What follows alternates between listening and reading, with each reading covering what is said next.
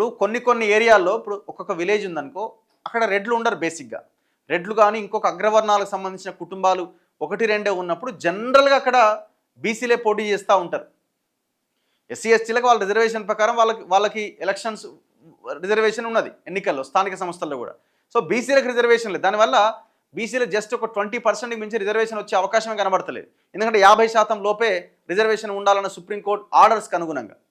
So general స్థానాల్లో అక్కడ అగ్రవర్ణాలు తక్కువగా ఉన్న ఆ ఊర్లో తక్కువగా ఉన్న వాళ్ళు, పోటీ ఇంట్రెస్ట్గా లేని వాళ్ళు ఉన్నప్పుడు బీసీలకు అవకాశం దక్కుతున్నది చాలా ప్రాంతాల్లో.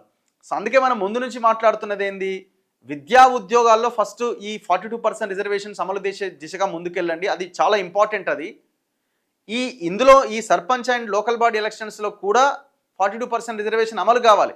కానీ ఇక్కడ కొన్ని ప్రాంతాల్లో జనరల్ స్థానంలో కూడా బీసీలు పోటీ చేస్తున్నది ఎప్పటి నుంచో వస్తున్నది. ఎందుకంటే అక్కడ అవతల వాళ్ళు లేకపోవడం వల్ల.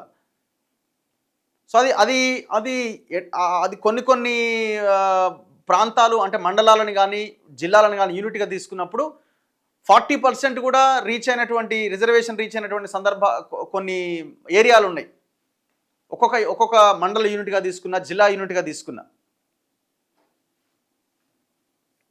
సో ఇక అవన్నింటినీ వీళ్ళు కొంత ఫిల్టర్ చేసి మ్యాక్సిమం పార్టీ పరంగా మనం నిలబెట్టాలి కొంతమందిని అనే ఒక ఆలోచన చేస్తున్నట్టుగా ఇది. ఎందుకంటే వీళ్ళు చెప్పారు కదా 42% అమలు చేస్తామని.